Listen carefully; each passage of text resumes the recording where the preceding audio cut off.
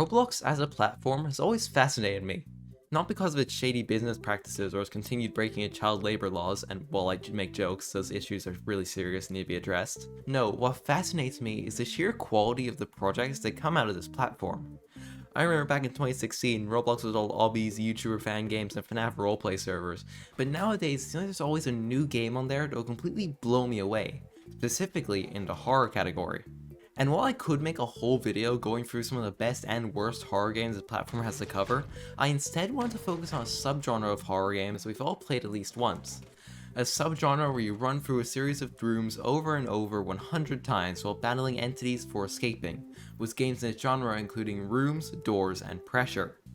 And while these three are generally more widely known, there's one game Roblox suggested to me recently that I think takes this formula, chucks it in a hydraulic press, and creates something wonderful. And you've all read the title. The game I'm talking about is obviously Grace, which to put very simply is Doors but speed. But that's what's drawn me into it. Those who've watched my Finding Frankie video know how much I adore quick movement and parkour elements in a game, and Grace has that in spades.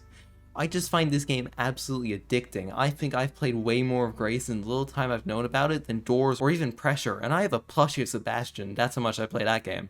Grace's design philosophy, according to its game page, is to be a rooms-like game that focuses on chaos, movement, and speed. And for a pretty small dev team, they have absolutely succeeded. Grace feels nothing like its competitors. You're not solely walking through each room, collecting resources, solving puzzles, or avoiding enemies. Instead, it's go, go, go. There's never a moment where this game slows down, even when an entity is right in your tail. You're just going from area to area, dealing with everything as it comes. Now, the gameplay is very obviously inspired by games such as Doors and Pressure, but there are some less obvious inspirations such as Pizza Tower and Inscription, with the game even taking inspiration from the Mandela catalog and the motherfucking Bible, dude. And after putting hours in and reaching the quadruple digits of Doors, I can honestly say that this is one, if not my favorite games that I've ever played. And there is so much I want to say about it, despite it being in, as they describe it, pre-alpha. From what I think the game does really well, to where I think it can improve, and how it's completely shattered the mold many of these games in this genre fall under. But I'm getting ahead of myself. I think it's best to start this video off by hyper-fixating on the first area we enter, that being the lobby. Now, unlike Pressure or Doors, there's no initial lore as of yet. However, I do expect that to change in the near future, as on their Discord the devs are teasing the Bible for the next update, so who knows. The main lobby itself is actually pretty nice. Just the vibe with its calming music mixed with the ocean wave and the constant droning of elevators dropping players down to the depths and resetting for a new group while everyone runs around with some questionable animations.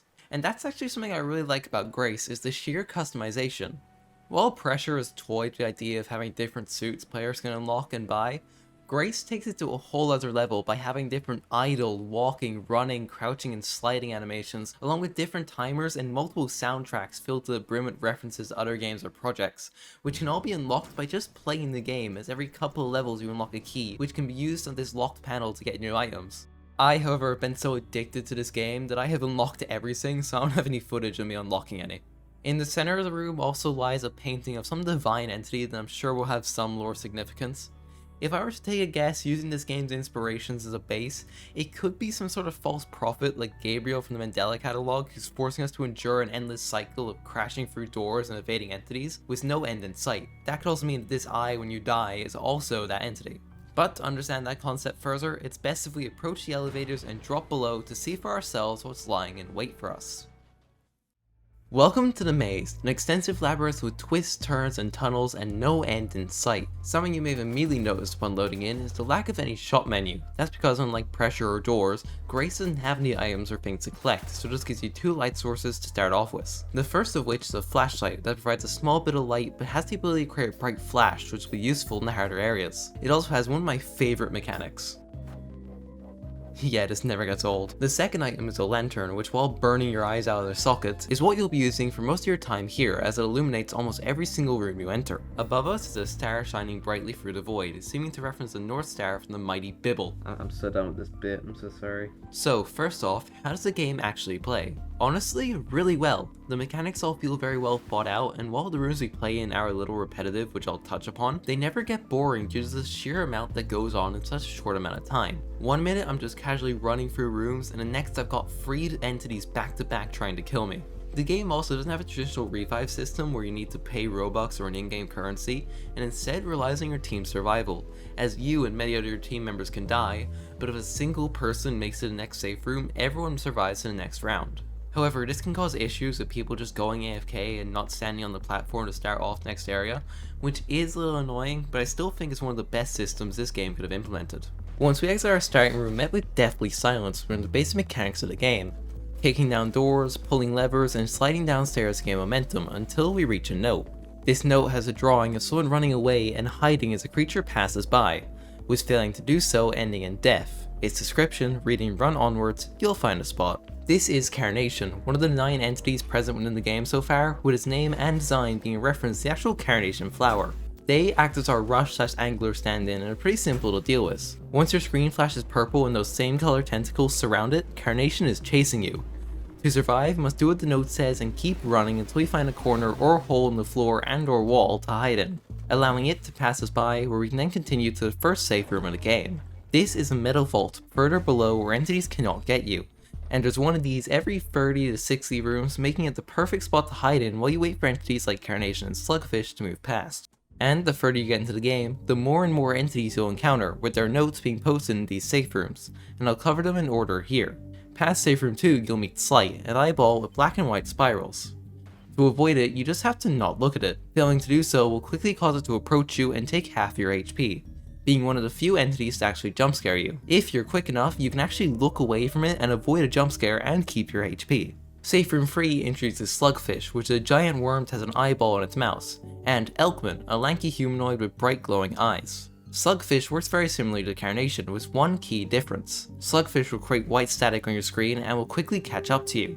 To avoid it, you must stick to the sides of the room and let it zoom past. Elkman will stand at the ends of the room blocking doorways. Once it spotted you, your screen will begin to fill with static, and eventually, as the paper shows, melt you. To avoid it, all you gotta do is hide behind the wall and it'll vanish. Heed is the opposite of Slight, in both appearance and mechanics.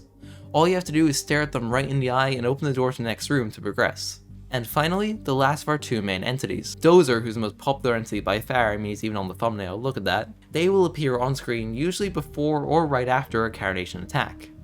To not die, you'll need to completely stop and crouch out moving when it opens its eyes. Failure to do so leads to.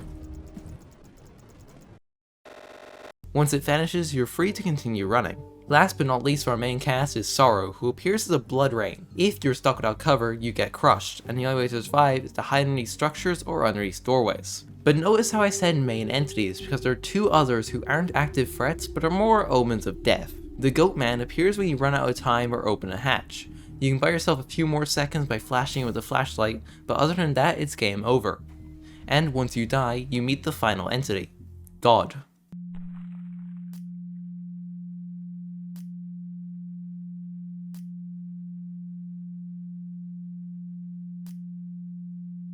This will probably have some lore significance later. It starts setting up ideas such as them loving us, but also being the reason that we're here and that we might as well suffer while we're alive, whatever that means.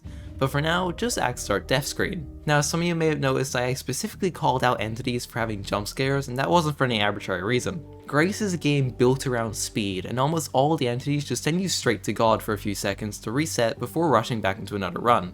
And in all honesty, Grace is much better with limited jump scares and being able to just jump right back into the fray. And besides Carnation and Slight, I feel all the entities Grace has are very unique and all fill a very specific role that makes every run more challenging the further you get, and all the funner as these entities are coded to create such a tight-knit set of scenarios that while predictable, adds so much to this game. Some off the top of my head include Carnation and Dozer or Slugfish and Slight, but nothing ever feels unfair because of this.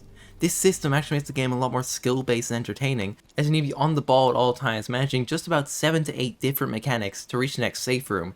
It's just a whole lot of fun, and I really enjoy it compared to other games in this genre. Now, this is my one real issue with the game, and it's something you may start to notice after you've been playing for a while, is the look of each room, as they all, no matter what, no matter how far you get, stay exactly the same. Brick walls as high as the eye can see and carpet floors, that's it, every single room.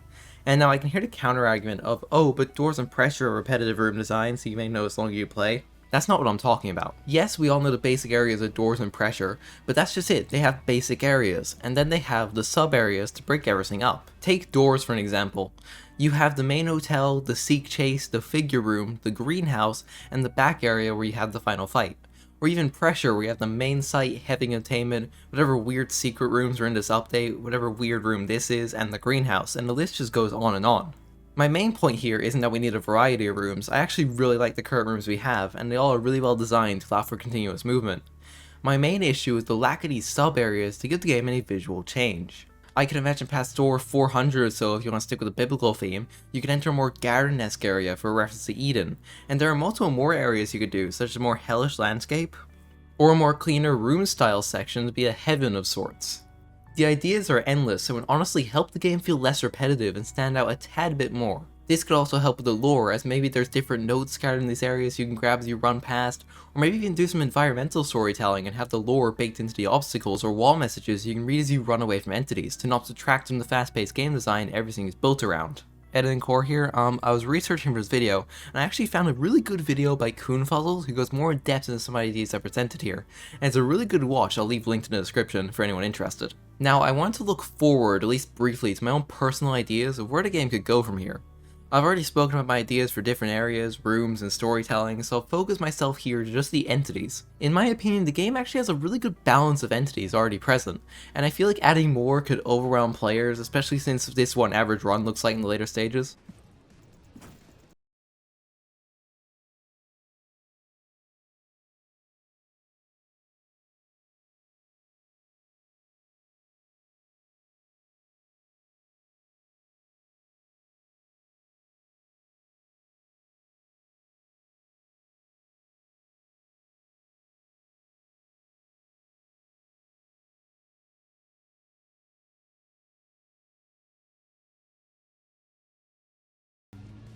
So what's my solution?